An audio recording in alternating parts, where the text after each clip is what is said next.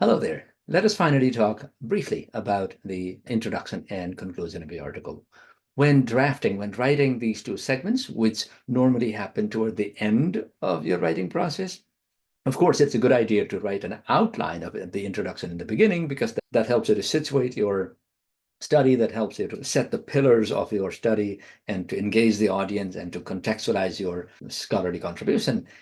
It's a good idea not to stress too much, not to sweat too much about introduction before you have written out the whole article.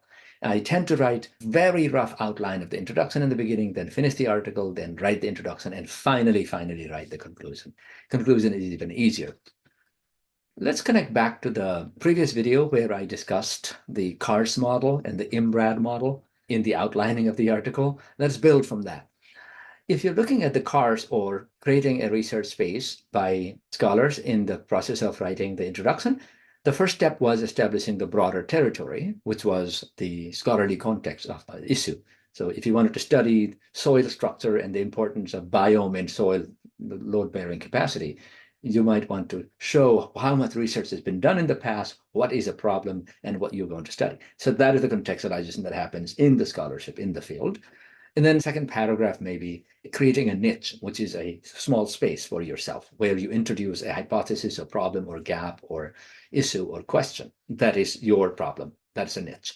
And then once you create that problem, you occupy the niche by describing how you did the study, what you found, and what you're going to contribute from the findings to the field. So that creating territory, creating a smaller niche, and then occupying that niche are the three moves. It is enough to write 3 paragraphs for an introduction. If you want to take 1 paragraph each for all of these moves, you might have 1 paragraph here, 1 here, and 1 each here. Or if you want a little bigger background for the scholarship, you might have 1 or 2 or 3 paragraphs for the larger context, 1 or 2 paragraphs for the problem setting, and then a paragraph each for method findings. And you may split this one, value and significance or discussion, and outline the article. So depending on how long your article can be, it's a good idea to have about 10 to 15% of space covered by the introduction. Don't make the introduction very long. It's going to look like a giant head with a small body, like a baby. Make it mature by making the head look not too big in proportion to the body of the article. I also say don't spend more than 5 to 10% in the conclusion. Conclusion like the feet, and don't create feet that is that big. Head and feet must be in proportion to the body.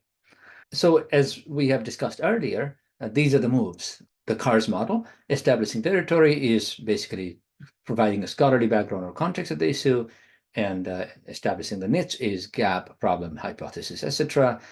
And occupying the niche is describing research. It gets narrower and narrower and narrower, right? You establish territory, what already exists, establish a niche, what's missing, and occupy the niche. How does your research fill this gap? So introduction tends to narrow down from broad to narrow to narrow.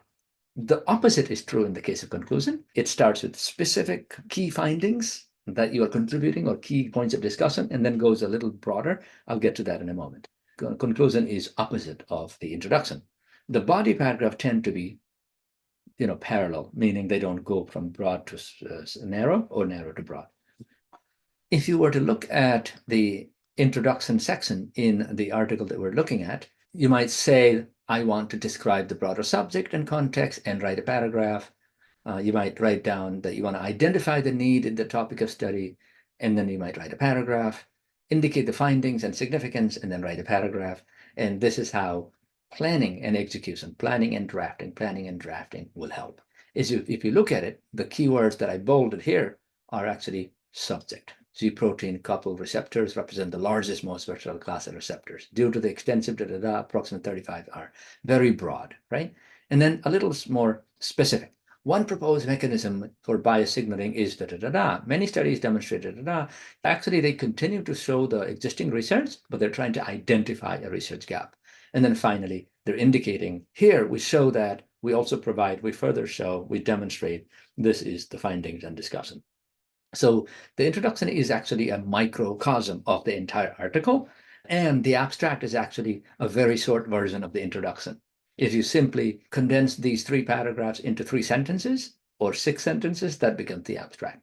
If you unpack the 3 paragraphs here into 20 paragraphs, then that's the body. So that's that. That's the planning of how I want to do this, I want to do this, I want to do this. Once you say what you want to do, it becomes easier to write.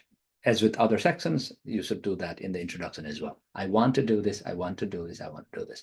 When you come back, you're able to say, did I do it? Did I do it? Did I do it? And if you didn't, you can write a note to say, now I need to condense, or I need to clarify, I need to add or expand. So that outlining and reverse outlining process can be very helpful. So the language indicating the creation of territory in the CARS model is extensive research has shown blah, blah, blah. You see how it is the big, large territory? And creating a niche sounds like, however, few studies have explored, we have in this, so that's that. A few studies have explored, blah, blah, blah, blah, blah, that means the problem, the gap. And occupying the niche takes the form of this study aims to address the gap by, or in this study, or this study does. And you can also look at the verbs of how these kinds of moves are made. Let us talk about the conclusion briefly. This is a brief outline of a few things that you can do with the conclusion, but mainly take about a sentence or maximum a paragraph, brief paragraph to summarize in order to reinforce the main finding or main contribution or discussion of your article. That is a good place to start, but don't make the summary exactly the same as before. Just condense it, squeeze it, and present it from a new angle. So that is reinforcing, clarifying, not repeating. In other words, make it look like a 30,000-foot view of the entire article in 1 or 2 sentences or a paragraph maximum. Once you do that, especially if you have not yet discussed the implications of your study very deeply, this is one last chance that you can, where you can do that. If you have not yet written the practical applications, let's say you have done the theoretical implication, but you have not yet indicated the practical application because that's not a major issue, then you have one last chance to do it in the conclusion. Or sometimes you have not discussed the theory at all in the body of the essay. This is one last chance to go big and say, theoretically speaking. That's one way of reinforcing. If you started with a hook, a case or quotation or a number or something to draw the attention to hook the reader, then you need to return to that. In humanities, people start with a funny story or an anecdote or a movie scene. It's a good time to go back to that hook, the extra storytelling or number or whatever. And one of the things people do in the conclusion is to acknowledge any delimitation. Limitation is not necessarily a weakness. It is, my study did not try to look at this. I was trying to focus on this. It's a limitation in the sense of delimitation, right? A lot of people think it's a weakness. If the study is really weak, you should not publish it. So it's a good idea to say, while we did not look at this aspect, our goal was to do this, and we have achieved that goal. Future studies should do that. So don't turn that limitation of the study into a fatal weakness that will make your article weak, and it will make it easy to reject. Of course, that doesn't mean that you deny any weakness. If possible, you should address the weakness in the study process. You should address the weakness in the writing process. And if there is something that remains, it may be because you didn't want to go there. It may be because your goal and focus was not that. It may be because you may need to do future research. So turn the acknowledgement of limitation as a necessary or useful or pragmatic limitation rather than a fatal logical flaw or weakness. And if you have not highlighted the novelty or significance of your study, you have one more chance here. Do that. Clarify anything that is needed because you have not, you may not have clarified something. For example, you might want to say, I did not mean to do this, but instead this. Here is what we need to be clear about. Or you may have raised a question for the reader, and it would be inappropriate to answer the question anywhere in the body. You may want to answer the question in the conclusion. Now, there are 11 types of moves here. Normally 3 or 4 will make a conclusion. So you don't need all of these things. You can choose any based on which ones you need or based on what type of article you're writing and so on. One of the very common moves, I should have moved this to the early in the beginning, was to point to future directions, maybe right after the limitations. This one is also an important one. So maybe there is a need to highlight a future direction because your study has pointed out something important, but you have not done justice to it. Then you should say other studies should do this in the future. And then finally, you may want to reflect on the methodology if that's something that is relevant, if methodological implications are so valuable. That's a way to highlight the value of an article.